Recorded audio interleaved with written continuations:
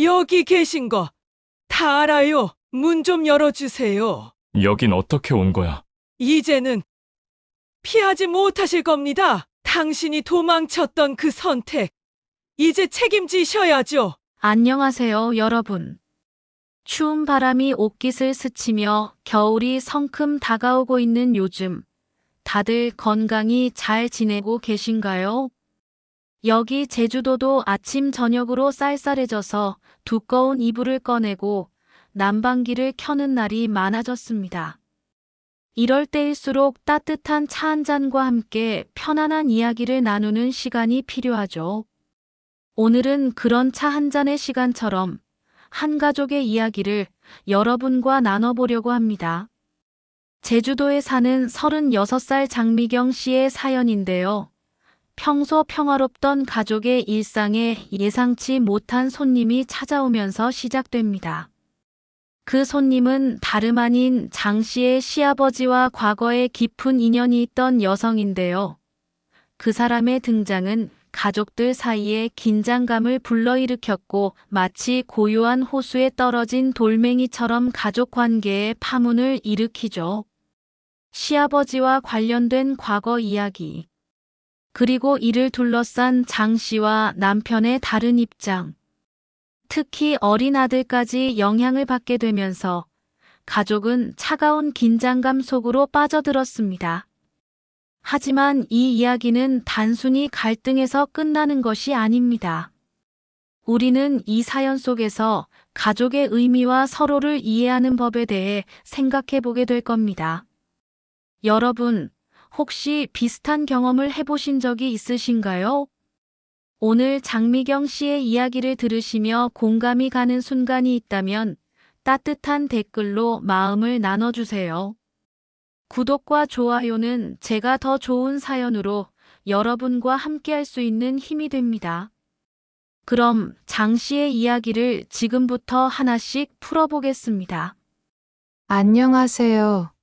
저는 제주도에서 평범한 가정을 꾸리며 살고 있는 36살 장미경입니다. 우리 가족은 남편 유치원생 아들, 그리고 시아버지와 함께 단란한 일상을 보내고 있었어요. 매일 아침이면 남편은 출근 준비로 분주하고 저는 아들을 유치원에 데려다 주며 하루를 시작했죠. 아이가 학교에 가 있는 동안 집안일을 하고 남편 도시락을 챙기다 보면 시간이 금방 지나갔습니다. 퇴근한 남편과 함께 저녁을 먹으면서 그날 있었던 이야기를 나누는 평범하지만 소중한 시간이 하루의 마무리였습니다. 사실 처음 결혼했을 때만 해도 저는 시댁과의 관계가 많이 낯설고 어렵게 느껴졌어요.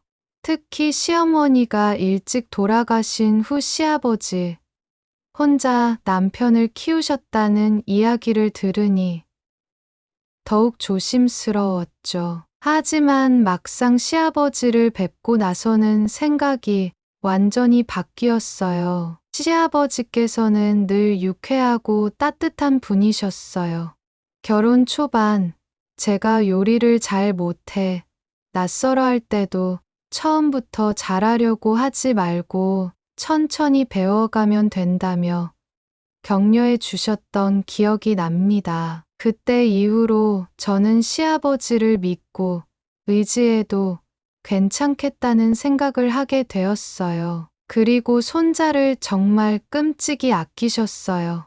아이가 태어났을 때 손수 농사 지은 배추며 감자며 온갖 신선한 먹거리를 잔뜩 가져오셨던 모습이 지금도 떠오릅니다. 주말이면 직접 고른 과일 바구니를 들고 오셔서 손자와 함께 시간을 보내는 걸 가장 즐거워하셨죠. 아들이 유치원에서 그림 그린 걸 보여드리면 너는 할아버지를 닮아서 손재주가 좋구나 하시며 아이를 꼭 안아주시던 모습도 생생합니다. 시아버지와 남편의 관계는 정말 특별했어요.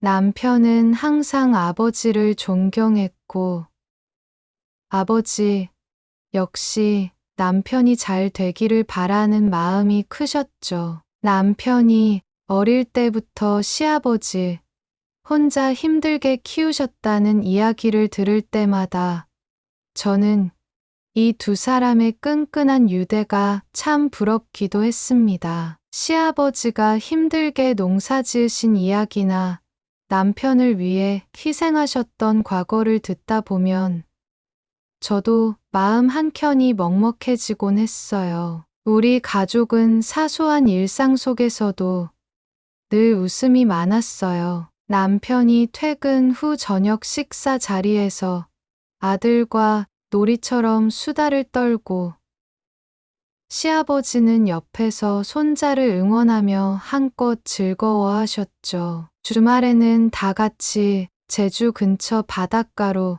나가 산책도 하고 때로는 작은 카페에서 따뜻한 커피와 함께 시간을 보내곤 했습니다. 특히 시아버지께서는 그런 자리를 정말 좋아하셨어요. 이렇게 손자, 며느리, 아들까지 다 같이 모인 자리가 내겐 가장 큰 행복이다라고 말씀하실 때마다 저는 이 순간을 오래오래 간직하고 싶다는 생각이 들었습니다. 사실 시아버지와의 대화는 저에게도 많은 위로가 되었어요. 육아와 집안일로 지칠 때마다 시아버지는 힘들 땐 꼭 말해라. 가족이란 서로 도와주는 거 아니겠니? 라며 마음을 다독여 주셨어요. 가끔 시아버지께서 젊었을 적 이야기를 들려주실 때면 저는 마치 그 시절을 함께하는 기분이 들기도 했습니다. 어릴 때 제주 오름을 오르면서 항상 이곳에 살고 싶다고 꿈꿨었지. 같은 이야기를 들으면 평생을 이곳에서 보내겠다는 그의 소박한 꿈이 참 멋지게 느껴졌어요. 이렇듯 평온하고 행복한 일상이 쌓이며 저는 우리 가족이 더할 나위 없이 단단하다고 믿었습니다. 남편은 성실하고 아들은 예쁘고 시아버지는 유쾌하고 따뜻한 분이셨으니까요. 그러나 모든 일상이 그렇듯 아무리 평화롭던 순간도 불청객처럼 찾아오는 일이 있더라고요. 그날은 평소와 다름없는 저녁이었어요. 남편은 퇴근 후 아들과 블록 놀이를 하고 있었고, 저는 주방에서 저녁 준비를 하고 있었죠. 그런데 초인종 소리가 울리면서 모든 일이 시작되었습니다. 현관문을 열었을 때 처음 보는 여자가 서 있었습니다. 단정하게 차려입었지만 눈빛에서 느껴지는 무언가 날선 감정이 긴장감을 불러일으켰어요. 그 순간 저는 무언가 심상치 않은 일이 벌어질 거라는 예감을 강하게 받았습니다. 시아버지를 부르자 그분은 문 앞에서 잠시 굳은 표정으로 여자를 바라보시더니 아무 말 없이 현관 밖으로 나가 문을 닫았습니다. 둘 사이에는 짧지만 강렬한 대화가 오갔고 대화가 끝난 후 시아버지는 아무 일도 없었던 것처럼 방으로 들어가셨습니다. 그날 밤 저는 시아버지께 무슨 일이냐고 여쭈어 보고 싶었지만 시아버지는 신경 쓸 필요 없다는 말씀만 하셨습니다. 며칠 뒤 그 여자가 다시 찾아왔습니다. 이번엔 마당까지 들어와 대화를 이어가려고 했습니다. 저는 아무것도 모른 채 그 상황을 지켜볼 수밖에 없었어요. 그리고 그날 시아버지는 조용히 저와 남편을 앉혀놓고 처음으로 이야기를 꺼내셨습니다. 시아버지는 젊은 시절 그 여자와 함께 지낸 적이 있다고 고백하셨습니다. 오래전 일이고 나도 참 후회되는 선택을 많이 했다며 하지만 이젠 다 지나간 일이다. 그 한마디로는 설명되지 않는 복잡함이 담겨 있었지만 그 이상의 이야기는 하지 않으셨습니다. 그 여자는 그날 이후로도 몇 차례 더 집에 찾아왔습니다. 매번 짧은 대화 뒤에 돌아가곤 했지만 점점 시아버지의 모습이 달라지기 시작했습니다. 평소에는 가족과 함께하는 시간을 즐기던 분이었지만 그 사건 이후로는 혼자 방에 계시는 시간이 늘어났습니다. 저는 점점 불안해졌습니다. 그 여자가 매번 떠날 때마다 남기는 한마디가 머릿속에 계속 맴돌았기 때문입니다. 당신은 끝까지 책임을 회피할 겁니까? 그 여자의 방문은 가족 간의 균열을 만들기 시작했습니다. 특히 남편과 저의 생각 차이가 점점 두드러지기 시작했어요. 남편은 아버지와 젊은 시절에 무슨 일이 있었는지는 모르겠지만 그걸 왜 지금 와서 문제 삼는 건지 모르겠어라고 말했습니다. 저는 남편의 그 태도가 답답하게 느껴졌습니다. 그 여자가 이렇게까지 찾아올 정도면 단순히 잊혀질 문제가 아닌 거 아닐까. 이게 우리 가족에게 어떤 영향을 줄지 진지하게 생각해야 해라고 저는 남편에게 말했습니다. 시간이 흐를수록 집안의 공기는 점점 더 무거워졌습니다. 시아버지는 여전히 말을 아끼셨고 남편은 아버지를 이해하려 노력했지만 저는 그런 태도가 오히려 상황을 악화시킬 뿐이라고 생각했습니다. 그 와중에 우리 아들도 이 상황을 눈치채기 시작했어요. 한 번은 아이가 저에게 물었습니다. 엄마, 할아버지가 요즘 왜 그렇게 슬퍼 보여요? 라고요. 그 말을 듣는 순간 저는 마음이 무너졌습니다. 아이가 이 상황에서 불안감을 느끼고 있다는 사실이 너무 가슴 아팠어요. 그리고 결정적으로 그 여자가 시아버지와의 대화를 집 앞에서 크게 목소리를 높이며 감정을 폭발시킨 일이 있었습니다. 그날 아들은 방으로 숨어버렸고 저는 어쩔 줄 몰라 부엌에 서서 손을 떨고 있었습니다. 시아버지는 그녀의 분노를 묵묵히 받아들였지만 이후로 완전히 방에 틀어박히셨습니다. 그 사건 이후로 우리 가족은 서로에게 점점 더 거리를 두기 시작했습니다. 저는 밤마다 이 상황을 해결할 방법을 고민했습니다. 어떻게 해야 시아버지가 자신의 문제를 해결하고 가족의 평화를 되찾을 수 있을까? 하지만 남편과 대화를 나눌 때마다 아버지를 믿고 기다려 보자는 말뿐이었고 저는 점점 답답해졌습니다. 그 여자의 방문은 멈추지 않았습니다. 그리고 그 여자가 돌아간 날이면 시아버지는 침묵 속에서 점점 더 깊은 고민에 빠지셨습니다. 저는 그 여자가 우리 가족의 일상에 발을 들이는 것이 점점 두려워졌습니다. 무언가 큰 일이 터질 것 같은 불안감이 날로 커져갔습니다. 하지만 그 문제는 단순히 두 사람만의 이야기가 아니라 이제는 우리 가족 모두의 문제가 되어버렸습니다. 저는 밤마다 남편과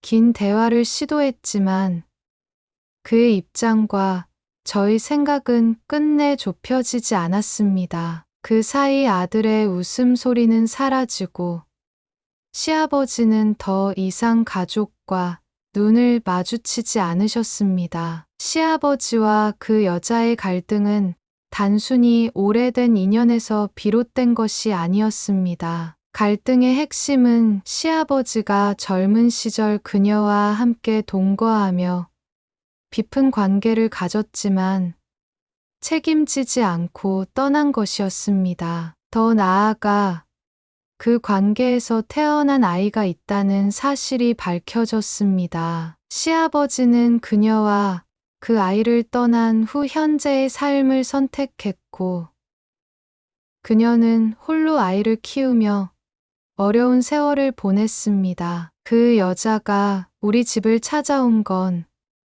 단순히 과거를 들춰내기 위해서가 아니었습니다. 오랜 시간 홀로 책임져야 했던 자신의 삶과 아이에게 남겨진 상처를 시아버지가 책임지기를 원했던 것입니다. 특히 그 여자의 말에서 느껴지는 억울함과 분노는 단순히 물질적인 보상을 원하는 것이 아니라 그 아이에 대한 인정과 진심 어린 사과를 요구하는 것이었어요.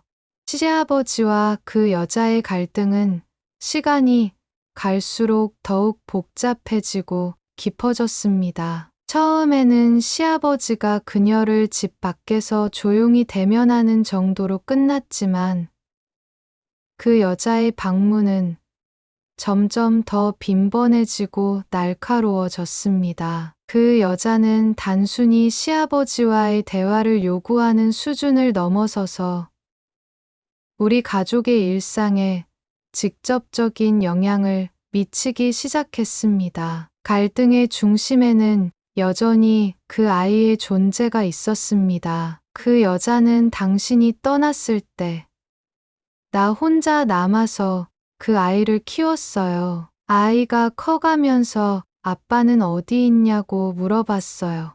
그 말을 들은 시아버지는 아무 말도 하지 못한 채 고개를 떨궜습니다. 그 여자의 눈에는 분노와 슬픔이 동시에 서려 있었습니다. 당신은 그냥 떠난 게 아니라 내 아이에게도 아버지가 없다는 낙인을 찍었어요. 이젠 더 이상 도망치지 마세요라고 말했습니다. 그 여자는 아들에게도 접근을 했습니다. 아들이 유치원에서 하교한 뒤 집 앞마당에서 놀고 있을 때였습니다. 그 여자는 다정한 미소를 띤 채 아들에게 말을 걸었습니다. 안녕. 넌 참 예쁜 아이구나. 혹시 할아버지가 집에 계시니? 아이는 낯선 사람을 경계하면서도 어른이기에 예의상 대답했습니다. 할아버지는 집에 계세요. 그런데 누구세요? 그 순간 제가 창문 너머로 이 광경을 목격했습니다. 가슴이 철렁 내려앉았습니다. 서둘러 밖으로 나갔을 때 그 여자는 여전히 아들과 이야기를 나누고 있었습니다. 참 밝고 귀여운 아이구나. 할아버지랑 자주 놀아? 저는 그녀의 태도가 지나치게 부드럽고 자연스러운 것이 오히려 불길하게 느껴졌습니다. 무슨 일이세요? 저는 단호한 목소리로 그녀에게 물었고 어색한 웃음을 지으며 자리에서 물러났습니다. 아, 미안해요.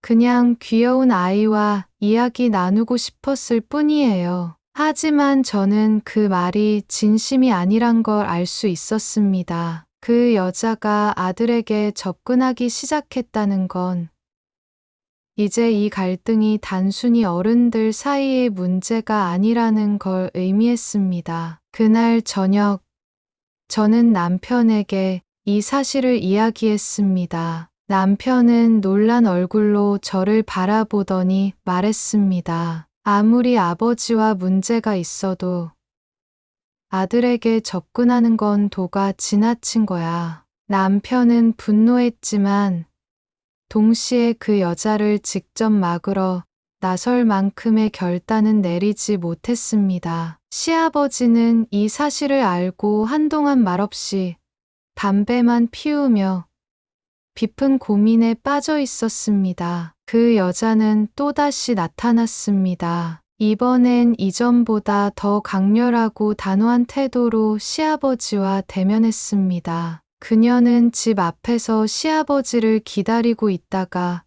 모습을 드러내자마자 길을 막아섰습니다. 눈에는 단호함과 분노가 서려 있었고 목소리는 낮지만 강하게 울렸습니다. 이제 그 당신의 아이를 만나야 할 때가 됐어요.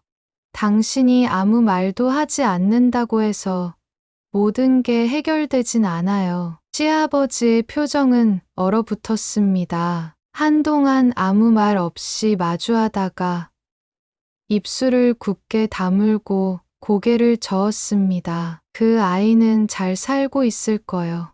내가 나타나면 더 큰 상처를 줄 뿐이요. 그러나 그 여자는 물러서지 않았습니다. 당신이 나타나지 않는 게 상처예요. 그 여자의 말은 마치 비수가 되어 시아버지의 가슴을 찌르는 듯 했습니다.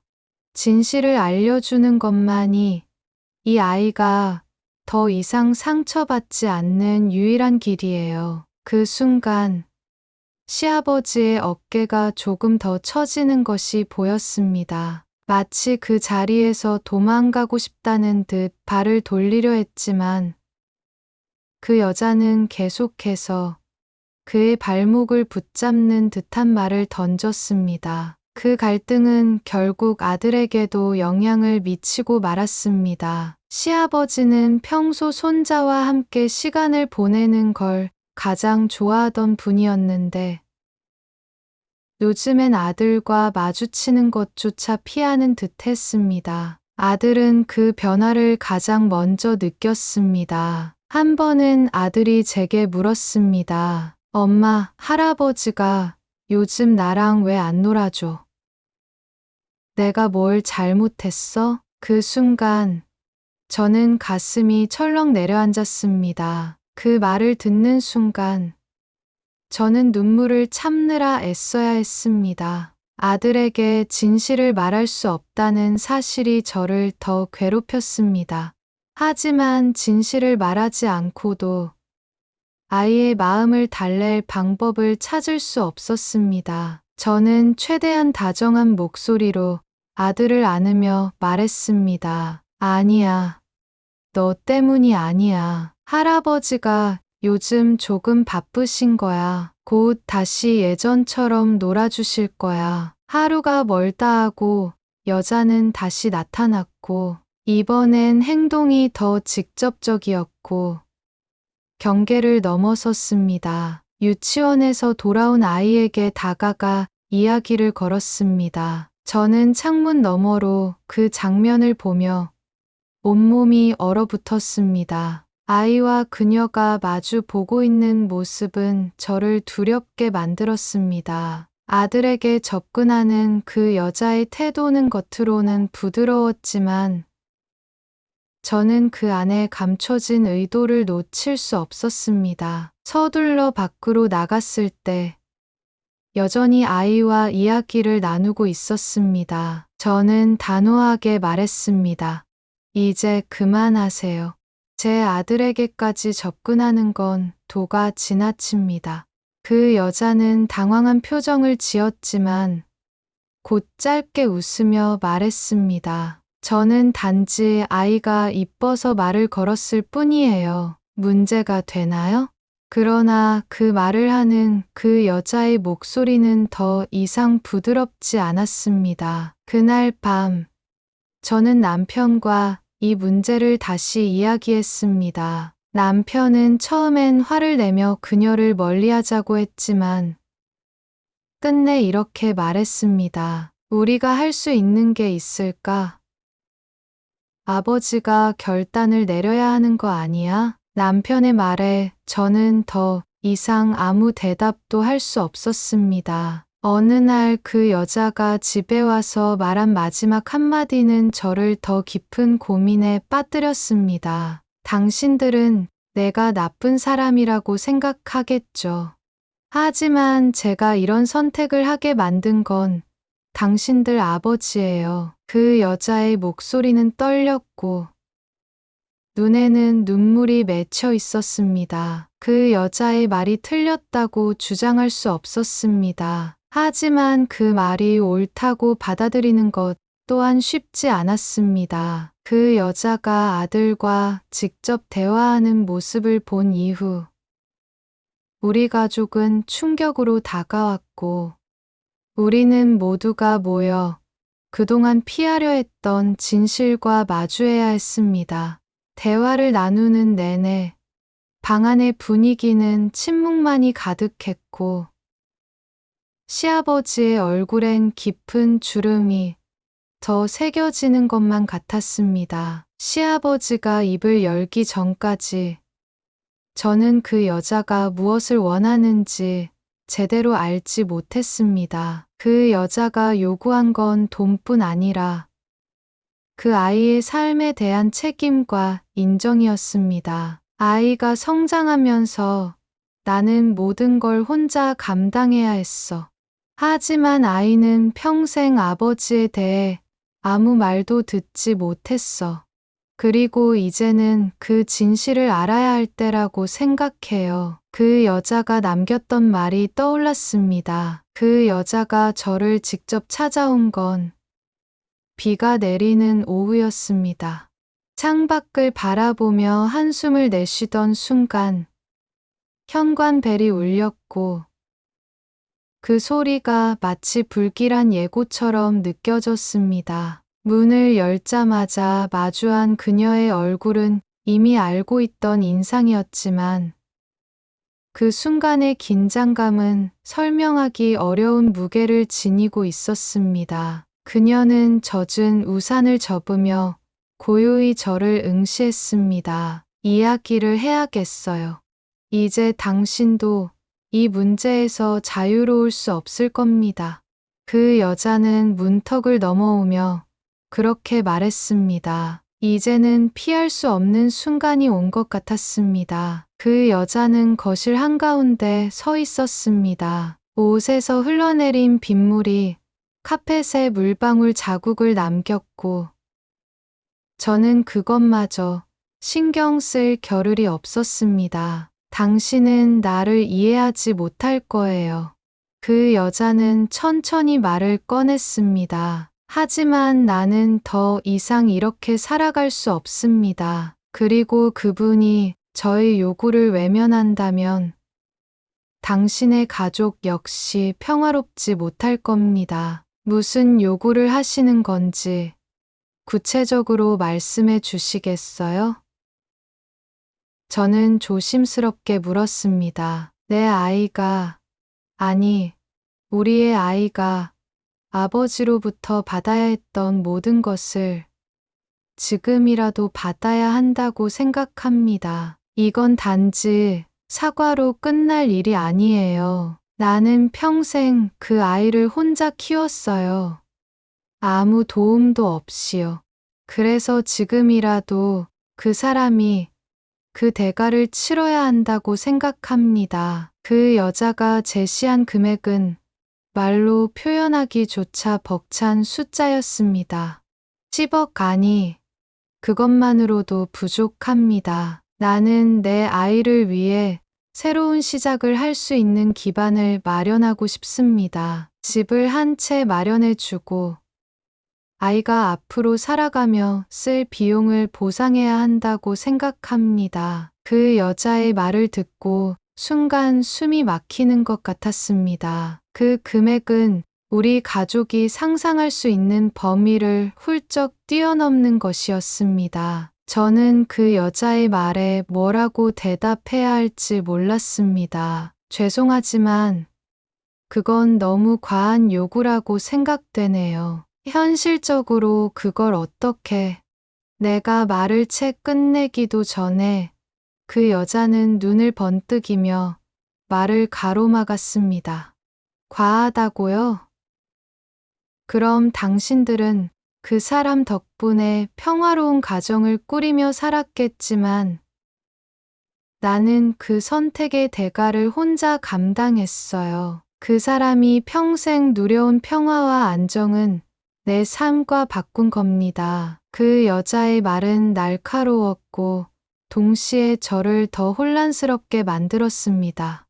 여자의 요구는 현실적으로 감당하기 어려운 일이었지만 그 요구의 이면에 담긴 감정과 진심을 외면할 수도 없었습니다. 순간적으로 시아버지를 떠올렸습니다. 시아버지가 느끼고 있을 죄책감, 그리고 그 죄책감이 가족을 보호하려는 마음과 부딪히며 얼마나 스스로를 갉아먹고 있을지 생각했습니다. 그 여자는 마지막으로 말했습니다.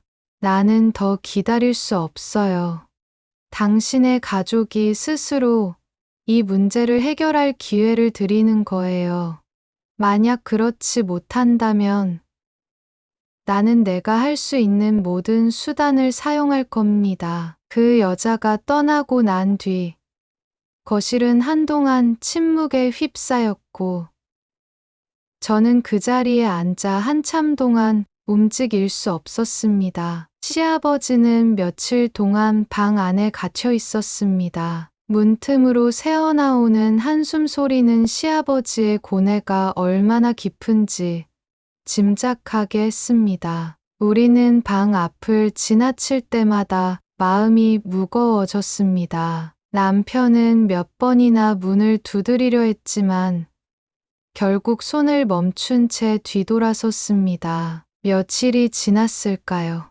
시아버지가 방에서 나왔습니다. 얼굴은 눈에 띄게 수척해져 있었고 어깨는 축 늘어져 있었습니다. 아무 말 없이 식탁에 앉았고 우리 모두 무슨 말을 꺼낼지 숨죽이며 기다렸습니다. 시아버지가 천천히 입을 열었을 때 목소리는 낮고 떨려 있었습니다. 내가 그 여자를 떠났던 이유는 단순히 무책임해서가 아니었다. 한참 동안 말을 잇지 못하며 눈을 감았습니다. 그때는 나 혼자만의 삶이 아니었어. 우리 가문이 정해놓은 길이 있었고 나는 거기서 벗어날 수 없었어. 내 선택으로 그 여자가 얼마나 힘들었을지, 그 아이가 얼마나 힘들었을지 나는 알고도 모른 척 했어. 그냥 내 가족을 지키고 싶었어.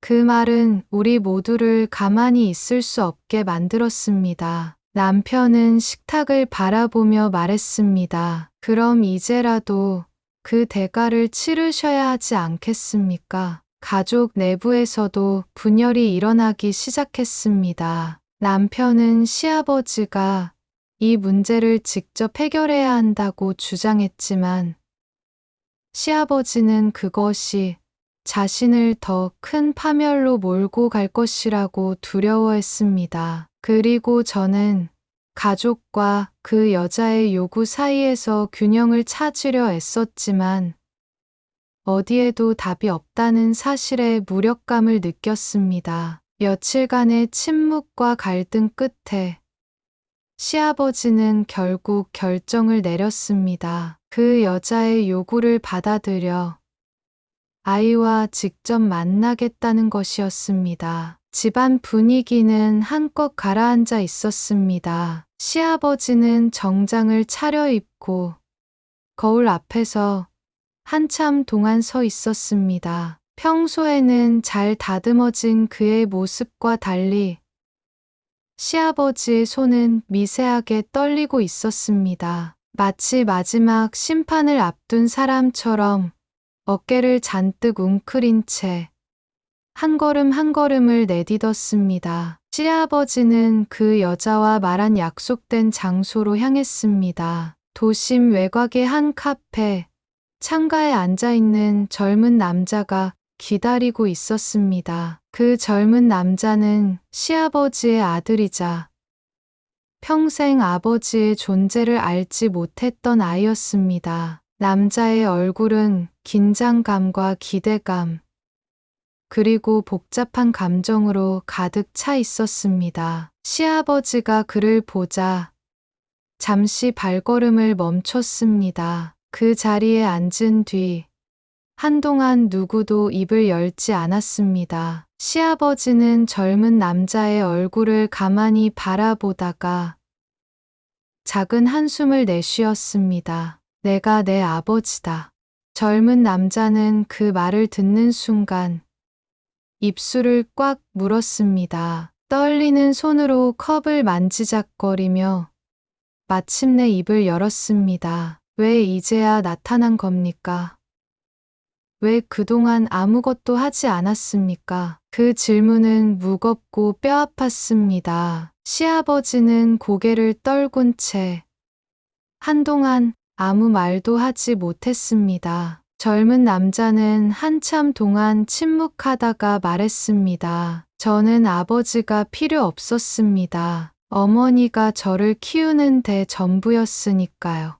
하지만 이제는 제 자신을 이해하기 위해 이 자리에 나온 겁니다. 그의 말은 단호했지만 그 속에는 억누르려 해도 드러나는 그리움과 상처가 묻어 있었습니다. 시아버지는 그를 바라보며 내가 널 떠난 건 변명할 수 없는 잘못이었다. 너와 내 어머니가 겪었을 고통은 내가 책임져야 한다. 시아버지의 말은 고백이라기보다 깊은 죄책감 그 자체였습니다. 그 만남은 화해라고 부를 수 없는 상처와 진실의 대면이었습니다. 젊은 남자는 시아버지의 사과를 받아들인 듯 보였지만 완전히 용서했다고 말하지 않았습니다. 남자는 자리에서 일어서며 마지막으로 말했다. 앞으로 무엇을 하든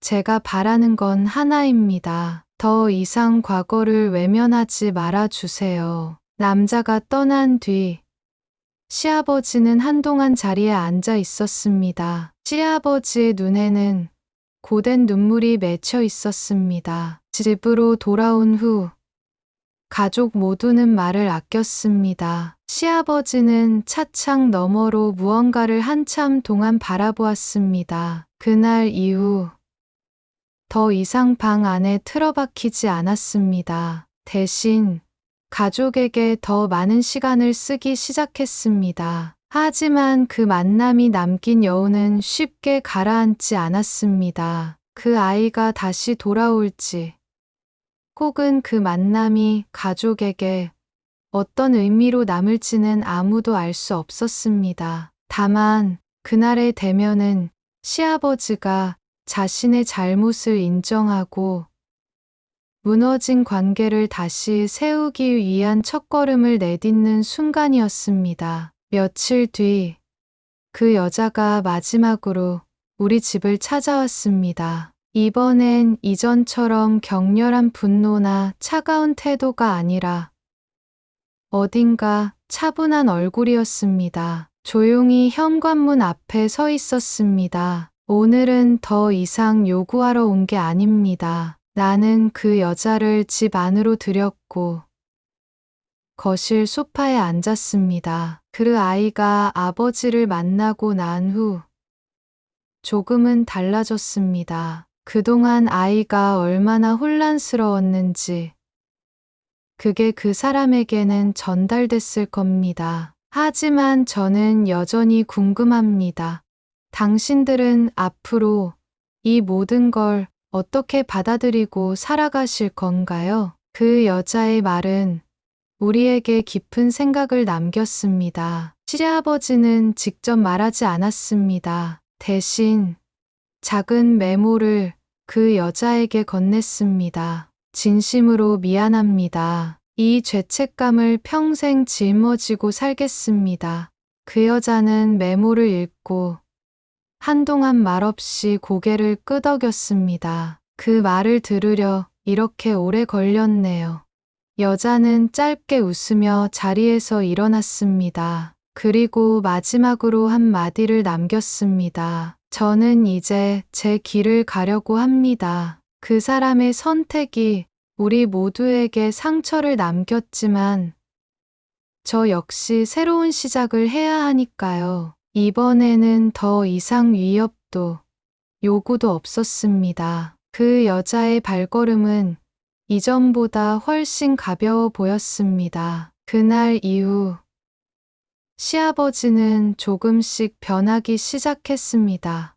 손주와 함께하는 시간을 늘렸고 가족의 대화에 더 많이 참여하려고 했습니다. 아이와 놀아주며 웃음을 되찾은 모습은 조금씩 변화하고 있다는 것을 보여주었습니다. 하지만 과거의 상처와 죄책감을 완전히 떨쳐버린 것은 아니었습니다. 여전히 종종 창밖을 바라보며 생각에 잠기곤 했습니다. 시아버지의 표정에는 여전히 씻을 수 없는 슬픔이 남아 있었습니다. 그건 그가 평생 짊어지고 가야 할 무게였을 것입니다. 우리 가족은 여전히 그 여파 속에서 살아가고 있습니다. 하지만 그 갈등을 통해 우리는 조금씩 성장하고 있었습니다. 남편은 시아버지에 대한 복잡한 감정을 정리하며 자신이 더 나은 아버지가 되겠다고 다짐했습니다. 나는 가족을 지키기 위해 더 강한 사람이 되어야 한다는 것을 배웠습니다. 그리고 무엇보다도 우리는 서로의 상처를 이해하고 치유하려 노력해야 한다는 것을 깨달았습니다. 그 여자가 떠난 뒤로 시아버지는 매일 아침 손주와 산책을 나가며 말했습니다. 너희가 나를 용서하지 못해도 괜찮다. 하지만 내가 너희를 사랑하고 있다는 건 알아줬으면 좋겠다. 비록 완벽하지 않을지라도 서로를 이해하며 조금씩 더 나아지는 가족이 되기로 다짐했습니다. 여러분, 지금까지 한 가정의 복잡한 이야기를 들어보셨습니다. 결코 쉬운 여정은 아니었겠지요. 과거의 선택이 만들어낸 상처는 쉽게 치유되지 않았고, 책임을 마주하는 건 때로 모든 걸 흔들어 놓는 일이 됩니다. 하지만 우리가 알 수 있었던 건 진실과 마주하는 일이 비록 고통스럽더라도 결국엔 서로를 이해하는 출발점이 될 수 있다는 사실입니다. 오늘의 이야기에 등장했던 시아버지는 평생 외면했던 진실을 받아들이며 자신과 그리고 가족과의 관계를 회복하기 위해 노력했습니다. 그 과정에서 많은 갈등과 눈물이 있었지만 그는 더 나은 사람이 되고자 하는 한 걸음을 내딛었죠. 가족이란 늘 완벽하지는 않을 겁니다. 때로는 오랜 시간 감춰왔던 상처가 드러나고 그로 인해 서로를 미워하거나 등을 돌릴 수도 있겠죠. 하지만 그런 순간에도 서로의 진심을 마주하고 용서하고 이해하려고 노력하는 것이 가족을 더 단단하게 만드는 일이 아닐까요? 여러분도 혹시 가족과의 관계에서 갈등이 있다면 오늘 이야기를 떠올려 보셨으면 좋겠습니다. 어쩌면 서로에게 가장 필요한 건 더 나은 말이나 큰 행동이 아니라 조금 더 솔직해지고 조금 더 가까워지는 용기일지도 모릅니다. 오늘도 이렇게 이야기를 끝까지 들어주셔서 감사합니다. 가슴이 아픈 순간도 웃음 지을 순간도 모두 여러분 삶의 일부일 테니까요. 다음 시간에도 또 여러분의 사연으로 함께할 수 있기를 기다리겠습니다. 모두 따뜻한 하루 보내세요. 그리고 사랑하는 가족과 좋은 시간 나누시길 바랍니다. 감사합니다.